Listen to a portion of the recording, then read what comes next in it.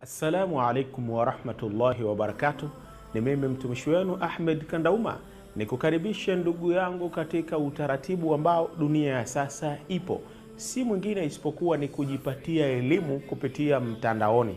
Dunia ipo kwenye kiganja chako. Leo hii unaweza ukasoma fiqh, leo hii unaweza ukasoma sira kupitia mtandao, kwa maana kupitia ndani ya simu yako. Na si wengine isipokuwa hawa ni Africa Academy Swahili ambao wanatoa diploma ya masala mazima ya taaluma ya dini. Nikukaribisha ndugu yangu tarehe 12 ya mwezi wa 5 2025, pale ambapo tutakapokuwa na mzunguko wa pili katika watu kuweza kupata elimu ambayo inatolewa kupitia njia ya kimtandao.